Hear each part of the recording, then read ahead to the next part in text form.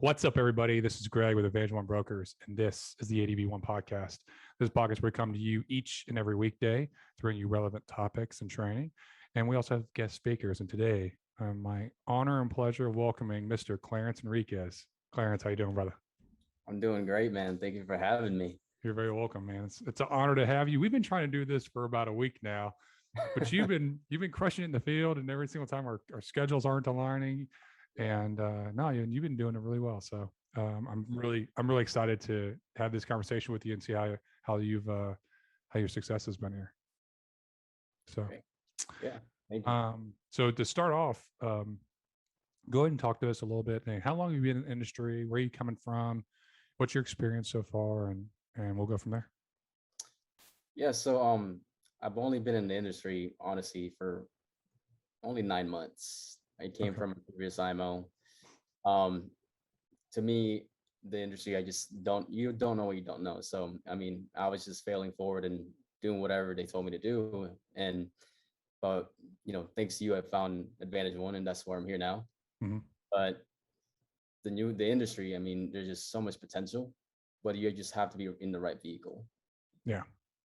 Yeah. The right vehicle that has the tools necessary to take you where you want to go as efficiently as you want. So Yeah, that makes sense. So you've been in for 9 months, and you've been with us for about a month. So what was your your numbers, your average numbers prior to when you were in your previous IMO? biggest month I've ever had was 40 grand in business. Okay. And what did you have to spend in your leads to get that? And I was spending near to 2,000. Some weeks I would spend about 2,500, which is insane. Yeah. So average 2,000 a week, 8,000 for a month to hit a 40K. So so now you're here. You've been having a lot of massive weeks. Talk about your experience so far coming here and broad picture, what have you noticed with, the leads? What have you noticed with the training, the leadership, everything? First, I just want to say, man, thank you for jumping that call as being a leader, of course, because if I wouldn't have saw that video, I wouldn't be here. And I'll probably still doing the same exact thing in our previous IMO. Yeah. But just the experience, jumping on board, what really grabbed me on board is honestly the transparency of the business. Mm-hmm. The top of the leaders, they're telling you exactly how everything is generated so you can make an educated guess and an educated decision as far as what you want to invest in. I think that's huge for a lot of people, especially new in the business, new in the insurance industry. And coming on board, I've had experience from the previous IMO, so I just basically translate what I was able to do in this new vehicle and have the same work ethic, and it just worked a lot better for me. Mm-hmm. And as far as the training aspect, I mean, you guys have been putting a lot of trainings out there, and I was just translating whatever that training was to make it fit my style and make it work for me. Mm-hmm. And you guys put a lot out as far as information on leads, and with that, I was able to have that early success starting out, and now I just want to translate it to my team. So it's been pretty well. It's fantastic. What leads are you currently? What's your lead mix looking like right now? So I wanted to try out doing the telesales, and I tried some live transfers, some telemarketing leads, and I did have some older leads that I never got a hold of. So I decided to just use that same training style with the live transfers and telemarketing leads, and trying to telesales and doing it over the phone. Okay. And with the live transfers, what's your success? What's your challenges with it so far? How much are you typically buying per week? Okay, so I actually haven't used all of them yet because I've been using a lot of different lead sources. Yeah. So I believe I bought my first batch was, I think, 45, but I've only really used 6 of them. Okay. Okay. And moving forward, I don't think I'm going to go 45 a week, but the telemarketing leads, I like them because you can target multiple different states, Mhm. have a higher return and higher quality if you're targeting multiple states. Yeah. And recently today, I dived into the mortgage A leads, and my very first one actually, well, I booked a couple of appointments, but I got no show, so I had to reschedule them. But Mhm. the first one that I called, I actually sold it over the phone, which is super high intent. Oh yeah. Yeah. The A-leads are super, they're super high intent. Um, so, so it sounds like you're leaning more towards telemarketing than you are the live transfers, doing more like outbound telesales versus inbound. Yes. Okay. Um, how many telemarketing leads are you getting on average every week? What are you spending, and what's your average AP each week? Okay. Since right now I'm still in a transition phase, I'm trying to figure out how my flow is. Yeah. It's all over.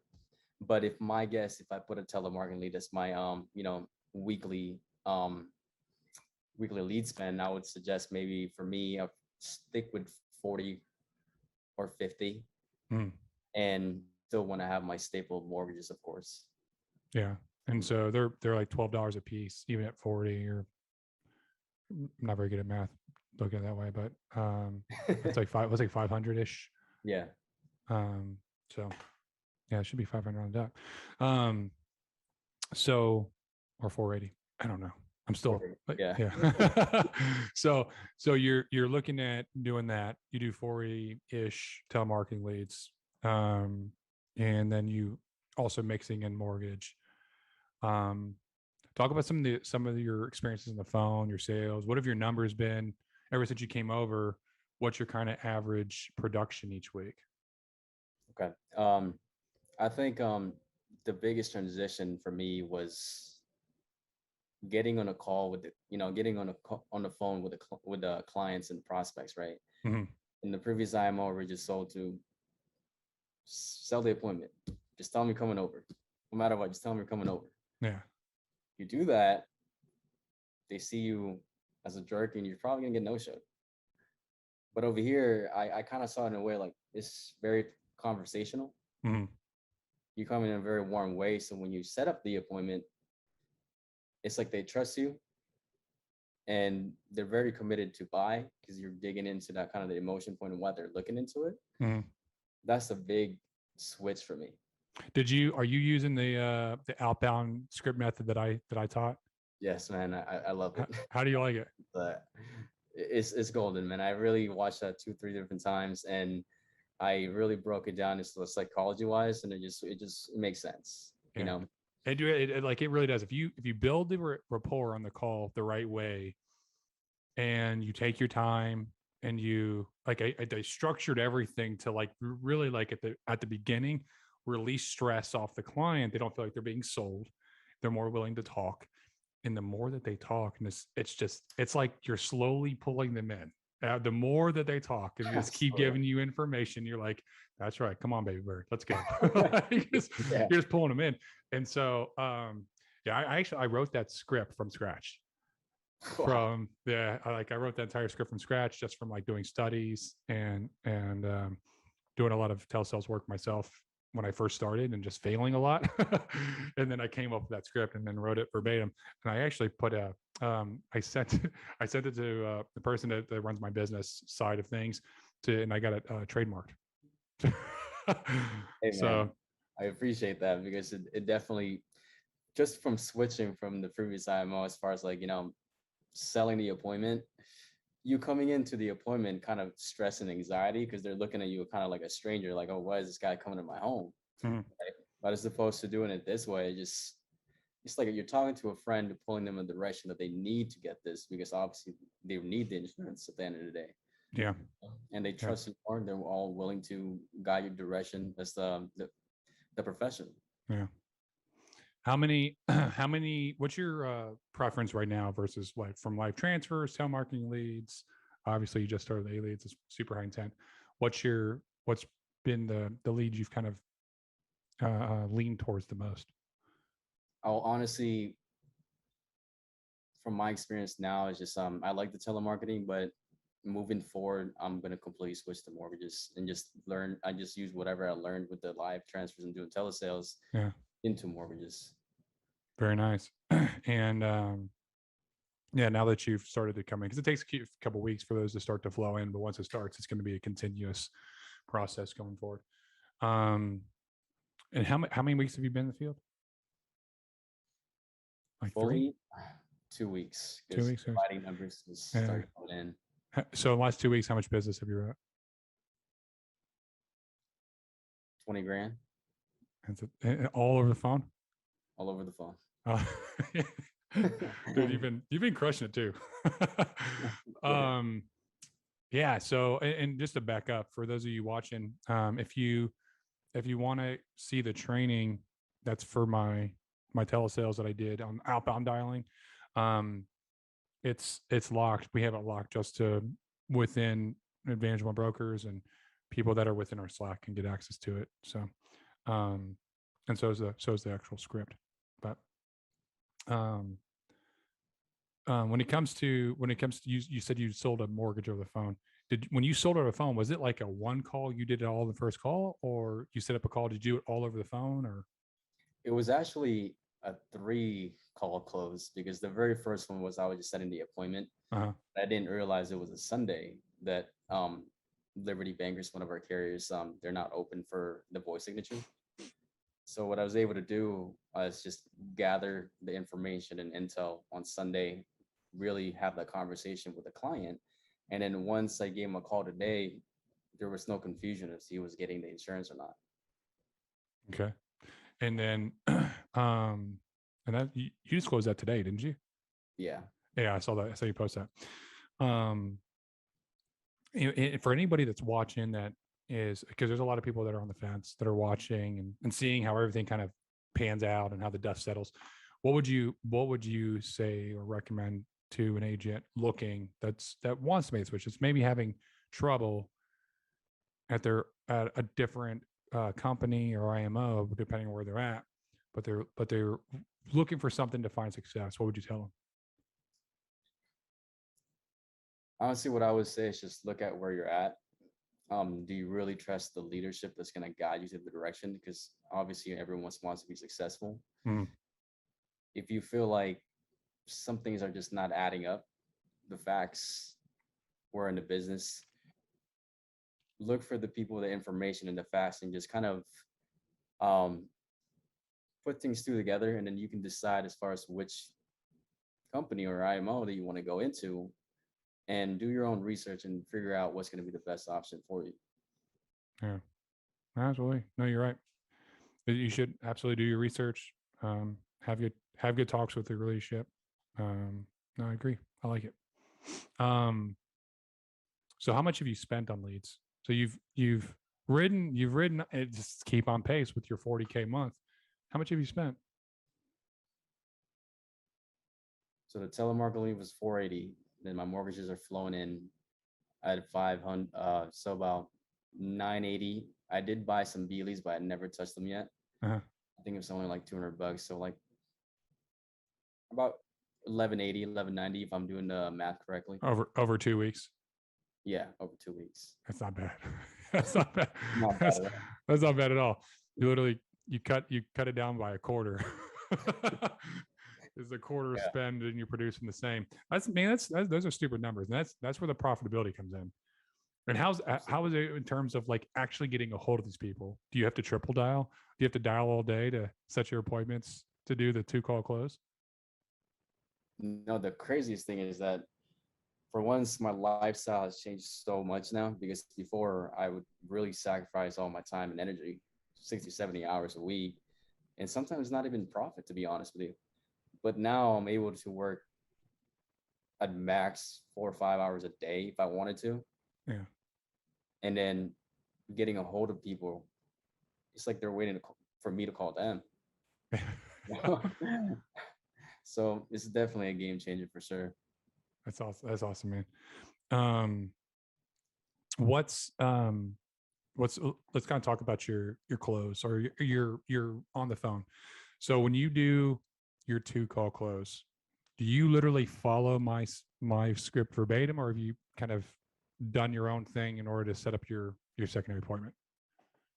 I changed them up a little bit. Okay. but it's basically almost the exact same. Um, but as far as like booking the appointment, I kind of get into as far as mortgages first. Kind of my in home a little bit and what this is for, Mhm. and then once I do that, I kind of follow almost the same exact thing as far as your script goes, Mhm. and then I just set the appointment, and then when I get into my next call, it's just pretty much going over the information, exactly telling them what they needed from me and needed the mortgage protection or the insurance or whatever if it's final expense. Then it was just choosing what fits in their situation, what's actually um, affordable for them at that point. Okay. And so let's say if you did a telemarketing lead, you call them. Let's go and practice your first call. So you're setting the appointment for your second call.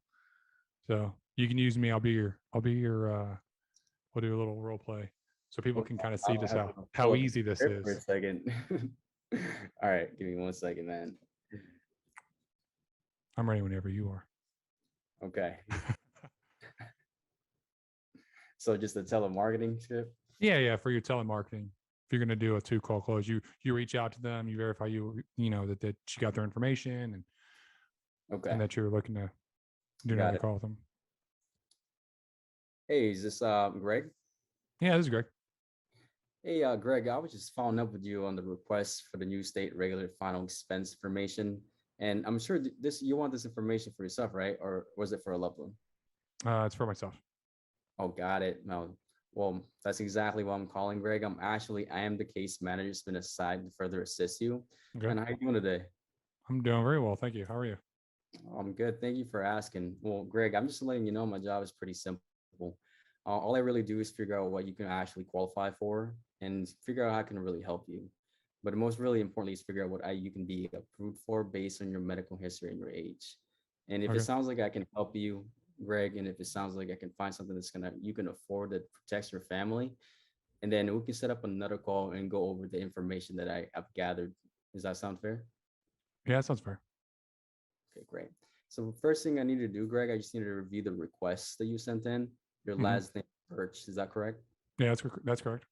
Perfect. And then your address was 123 Main Street, is that right? That's right. And we have your age listed here at 67, is that correct? That is correct. And Greg, if something were to happen to you, who would you think would be the beneficiary? Be my oldest daughter. Oldest daughter, and what was her Yeah, name? Lily. Lily. Okay, got it. Lily, you must be very fortunate to have you as a father. Oh, it's yeah. She wouldn't agree with you all the time. Got it. And what was your date of birth, Greg? It's July 10th, 19 or sorry, 2010. July 10th, 2010. Okay, got it. And Greg, are we talking together in a cell phone or landline? We're on a cell phone. Cell phone. So Greg, what I'm gonna do is I'm just gonna go ahead and send you my contact information as far as my business card, so you can put a face to my voice. Okay. Just let me know when you received it. Okay. Got it. Got it. Okay, perfect.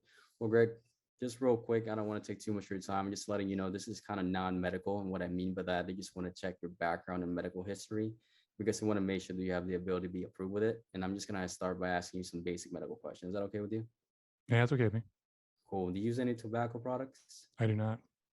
In the last 7 years, have you had any stroke, heart attack, cancer, Nope. any liver, COPD, AIDS, HIV? Nope. No, nothing major like that. That's great. Any pain medications? No, I take a muscle relaxer. Muscle relaxer. Yeah. Okay. And then in the last 5 years, any hospitalizations at all? No, Okay, great. Well, Greg, let me just ask you 2 questions for eligibility. You do have any active email address, right? I do. Okay, perfect. And then do you have an active checkings or savings account? I do. Okay, perfect. Now, Greg, I do speak to a lot of people every day, and then most families that I speak to are looking for policies, usually for one of three reasons.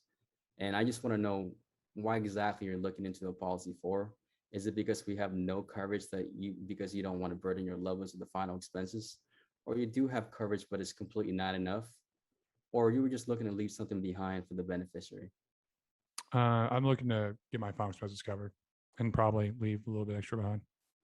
Okay, got it. And then how long have you been thinking about actually getting this done? Um, About a year or so. About a year. Yeah. And is there like a recent tragic death in the family or friends that got you thinking about it? Yeah, I had my older brother pass away a year ago, and he had some coverage, but it wasn't enough. And we ended up all kind of pitching in, my brothers, sisters, and I, to pay for the rest of the funeral. But it just kind of got me thinking that maybe I needed to get something in place. I'm so sorry to hear that, man. And thank you for sharing that with me. And if something did happen to you, like who will be taking care of the funeral arrangements and the final expenses? I assume probably my oldest daughter would take care of that for the most part, but I still have siblings that are alive that might jump in and help. Okay, got it. And then what was your daughter's name again? Lily. Lily. Got it. Okay. And have you talked to anybody as far as getting this done, as far as a professional at all? No, I haven't talked to any of their agents. Is that what you're saying? Yeah. No, I haven't talked to any of their agents. Well, no I've problem. I've looked a little bit online, but didn't really see anything.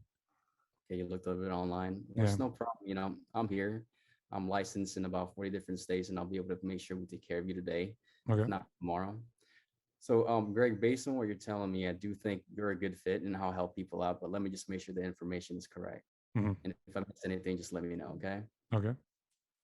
Okay, Greg. Well, in regards for this request, it looks like you were looking for a policy just because you have something in place, but you're not sure if it's enough. Is that right? Yes. And then about a year ago, you did say that your brother passed away, that you had to kind of come out of pocket and with your sister to help with the final expenses. Is that right? Yeah. Yeah. It was my older brother. Okay, got it. And that got you thinking that if something did happen to you, your daughter is going to have to take care of the rest or any other family members. They have to come out of pocket for it, right? Yeah. And basically, I didn't want to make sure that they didn't come out of pocket for anything. Got it. But also, you just wanted to make sure that at your age, you're going to get something affordable that you can make sure you could afford it all the way to that day comes. Does that sound about right? Yeah, that's about right. Okay, great. Well, Greg, my specialty is helping people just like you. People that recently something lost in their loved ones and they got them thinking about a policy. They're unsure that if they have something that is not enough, but they want to make sure they're completely covered as far as they're leaving something behind for their family that takes care of everything so they don't have to be worried about a thing. Hmm. So, Greg, the next step here is based on the information you shared with me, I'm just going to take that information and just look at all the different companies I work for.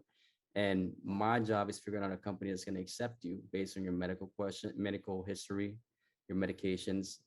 And I'm going to see with all the companies that I work for, which is going to be the most affordable for you. Hmm. If it sounds like can help, Greg, we're going to put an application through, see if I can get you approved. Yeah. Tomorrow, I'm actually scheduled to talk to you about 15 other families. No, Greg, would you say morning or afternoon works best to give you a call? I like mornings because I get up early. So Morning, okay. Greg, I could either do us at 8:30 a.m. or 10 or 11 a.m. Which one works best for you? 8:30 is better. 8:30. Yeah. Okay, Greg, I'm gonna put you down at 8:30. I'm also gonna give you a reminder text message and an email. Just let me know when you have received that, and then we're pretty much good to go from there. And I'll give you a call then. Sounds fair? And I got that text message. Thank you, Greg. Well, I'll talk to you then. You have a good rest of your day. You do the same. Thank you. Boom. Okay. So how long would you say that those calls usually last? If it gets if they're not putting up a lot of objections, I would say probably between like 5, 6, at most 7. Yes, about 5 minutes. 5 to 7 minutes sounds about right. Yeah. But you get enough information on the front end to get their why, Mm-hmm. to really hammer in their why and make sure that they understand that you know their why, to find out their medical conditions, that they have a bank account, all that stuff. Enough to make sure that, like, hey, there's enough here that like I can protect them. And you're knowing what carrier to kind of jump into right off the bat with your second call. Yep. So basically, your second call is just kind of like, hey, let's just do a really quick review, make sure I still have everything correct, nothing's changed. Boom, reintroduce the why, and then kind of jump into, hey, this is who we're going to get you protected with. Here's who they are. Let's go and do a quick application, see if we can get you approved, and we'll work from there. Yep. Um, How do you feel? What's the once you've gotten through that first initial, like, hey, I'm just looking to have a conversation. If ask some questions, see what you're looking for, see if I can help. And if I do, then we'll schedule another call. If we're a match, we'll schedule another call. We'll go forward. And once you start to ask those questions, how do you feel people are on the phone typically? They're very receptive, Yeah. not battling on me as far as the appointment, or they're not. They don't think I'm a telemarketer. That's for once.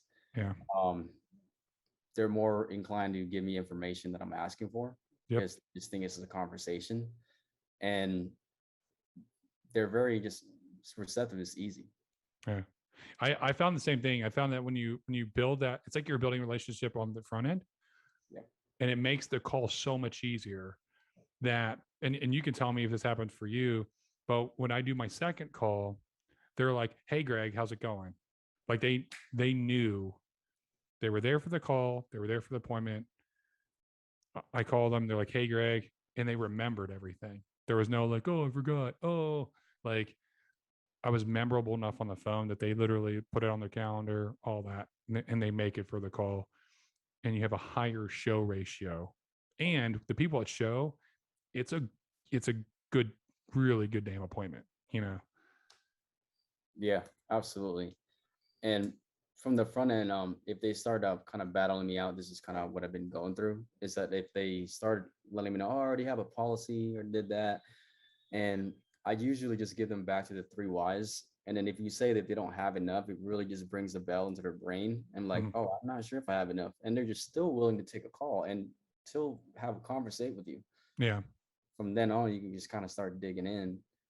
And then once you get a clear version of why, then set that next appointment, then it's good to go. Yeah. Makes the world of difference. So you're doing complete remote. You've I love it. I love it. How do you ever want to go back in the home? With how busy we're at right now, I don't think I even have the time to do so. I know, right? It's crazy. Yeah. But it's more efficient. It's just like a more efficient use of time. Yeah. So um fantastic. What are your goals?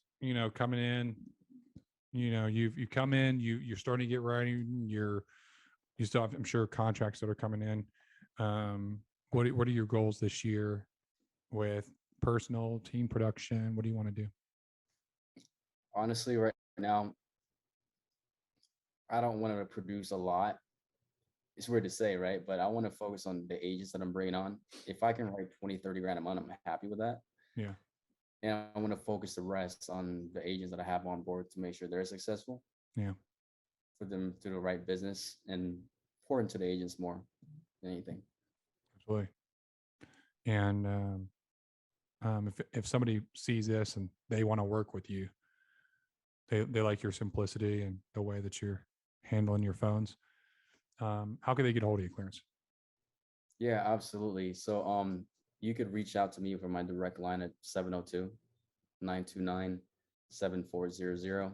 I'm in the Vegas area, so you can always find me over here. Mhm. And you can also get my social media from my Instagram. It's Enriquez. My first ENRIQUADV1 that underscore LV. You can find me there. Fantastic, man. Fantastic. Clarence, thank you so much for coming on board and speaking with us. And thanks for and you've been sharing to the team a lot and sharing success and you're motivating people. So that's awesome, man. I really appreciate it. Thanks for having me, Greg. No, man, it's my pleasure. We'll definitely have you on another one of these. And for those of you who are watching, if you're watching this on YouTube, make sure that you subscribe to the channel, like the video, and if you got value out of it, share it with somebody else that they can get value on it. That's the cost. It's free, except for you just share it whenever you get value. And then if you're watching on Facebook, then you can share it there as well. But to all the people watching,